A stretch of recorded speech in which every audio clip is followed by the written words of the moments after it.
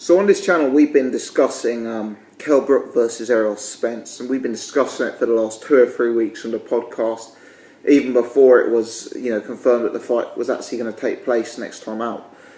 So I've been getting fairly hyped for this fight, and I think one of the reasons why I've been getting so hyped for it is because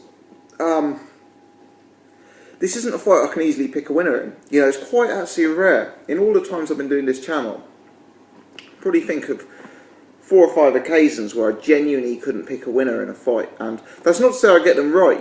Often I am very strongly in one man's camp, and I end up picking the wrong person. So that's no surprise at all.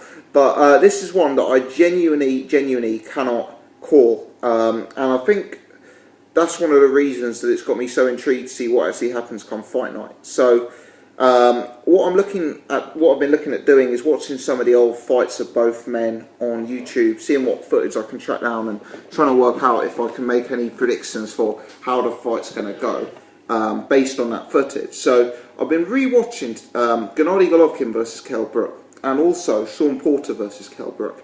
And I think those are 2 very, very key pieces of evidence, or pieces of form, if you like, however you want to describe it, on the lead up to this fight. And I'll tell you why. I think it is critical what range this fight is fought at. I think if the fight is fought at long range and at distance, Kell Brook is an 85 or 90% winner of this fight. However, I believe that if Errol Spence is allowed to force himself on Kell Brook and allowed to get his work off cleanly on the inside, being frank, I believe Errol Spence is probably an 85 to 90% favourite. I don't believe Errol Spence at this stage has the long range game to compete with Kell Brook.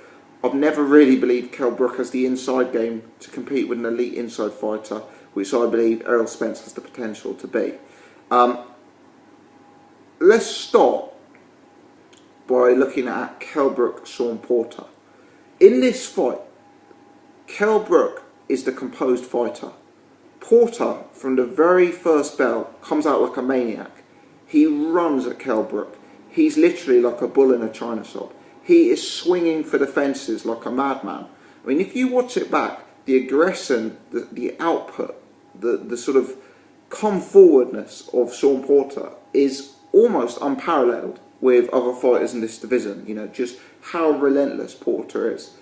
But for me, Porter makes a critical error, which is that he goes too reckless in this fight.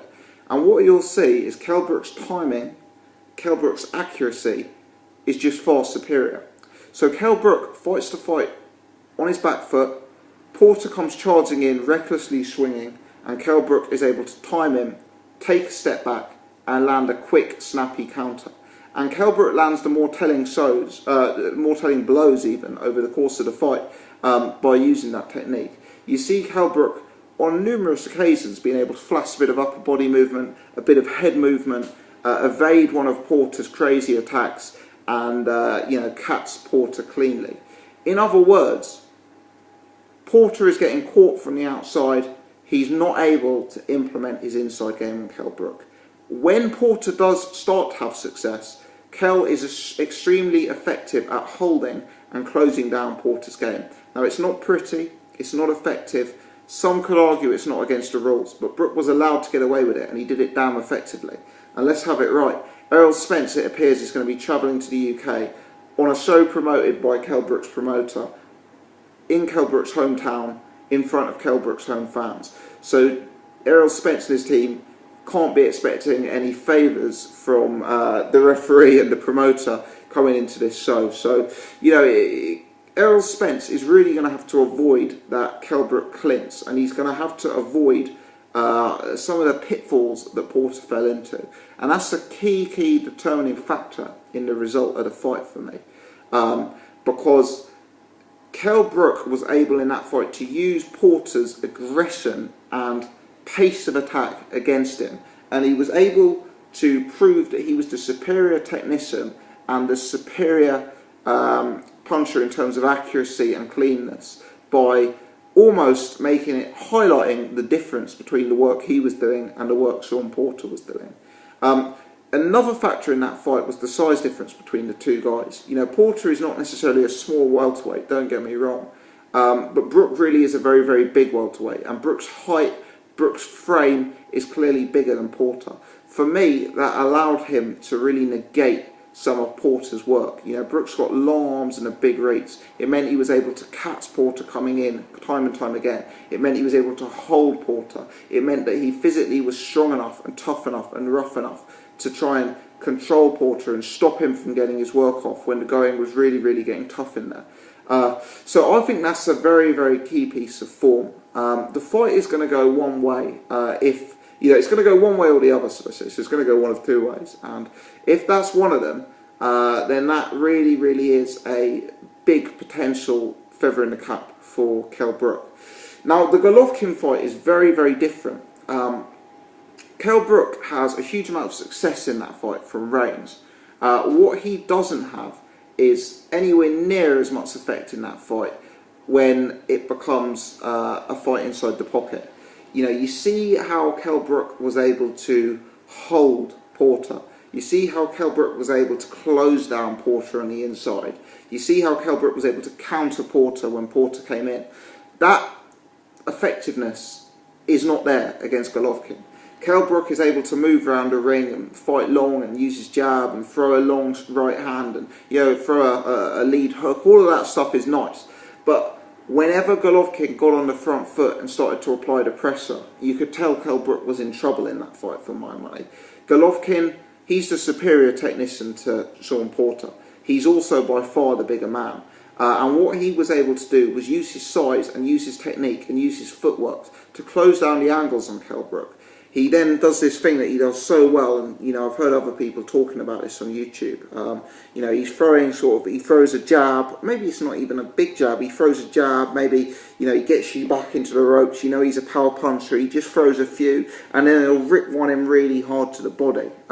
You know, and the way he was closing down Kell Brook completely took away Brook's effectiveness from the outside, and kind of meant Brook was never in a position to hold. You know, you see Porter come in and swing and miss wildly. That either gives Brook a big opening for a counter punch or the option to come and hold. Golovkin wasn't doing that.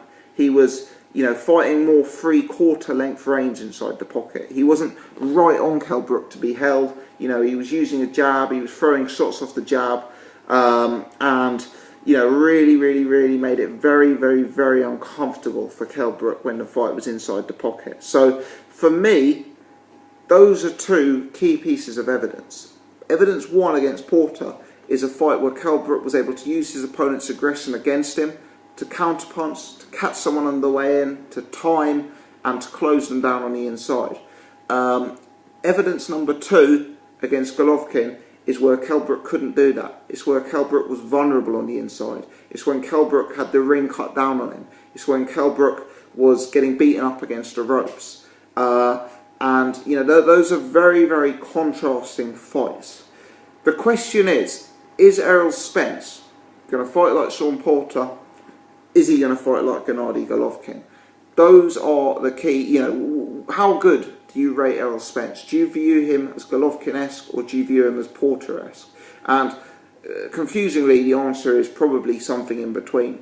You know, let's talk about size first. Errol Spence, he's not going to have the same advantage over Kell Brook as Gennady Golovkin did. You know, I know Kell Brook and Errol Spence are both big guys at welterweight, but they're both guys who can make 147 pounds. I don't believe Gennady Golovkin could ever make 147 pounds. So, you know, interestingly, whereas Kell Brook had a size advantage in the Porter fight and a disadvantage in the Golovkin fight, they're probably something like more level playing fields in terms of size here. Now, in terms of technique, I believe Errol Spence is slightly more educated than Shawn Porter. You know, in the Errol Spence fights I've seen, I don't believe he's as reckless or as, you know, as inaccurate perhaps as Shawn Porter. Having said that, it's hard to look at Errol Spence's resume and you see the guys that he's beaten, the likes of Algieri, Leonard Bundu, you know, Chris Van Heerden, those sort of guys, and you can't really say that he's proven his technical capabilities at anything like the level that Gennady Golovkin has. So, you know, whilst the maybe appears to be a technician, and obviously he's highly regarded by guys like Floyd Mayweather, Adrian Broner, etc. You know, the proof essentially will be in the pudding. But I believe that is going to be a very, very key factor here. I don't believe Kell Brook is going to want to have a fight inside the pocket with Errol Spence. I don't believe Errol Spence is going to want to have a fight at long range with Kell Brook. So the key question is Errol Spence going to be able to implement that game like Golovkin was? And that's something that at this stage we just don't know. Will Kell Brook catch Errol Spence coming in? Will Kell Brook be able to evade Errol Spence's jab coming in and tie him up or counterpunch him off the back of that?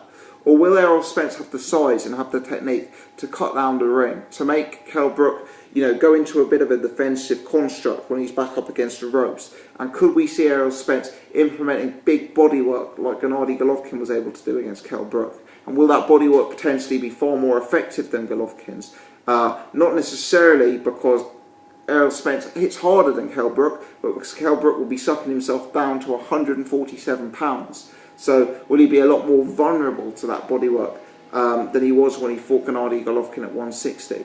For me, it's a fascinating question. But I think these two pieces of form are, you know, real key determining factors in how this fight is going to go. I really think it's going to be one or the other, and I think we will probably know within the first 2 or 3 rounds how the fight is going to go, because I think if Errol Spence is able to get inside and is able to get his work off cleanly in the pocket, it's going to be a very hard night for Kell Brook. Conversely, if Errol Spence is charging in, eating a jab, Brook's being able to wheel away and keep the distance, I think it's a very tough night for Errol Spence. And you know, this is why it's such a fascinating fight. I'm going to do another one of these videos, probably going to look quite a bit more at the Errol Spence side as opposed to the Kell Brook side. So if you've enjoyed this one, please take the chance to subscribe so you can check out that video when we do it.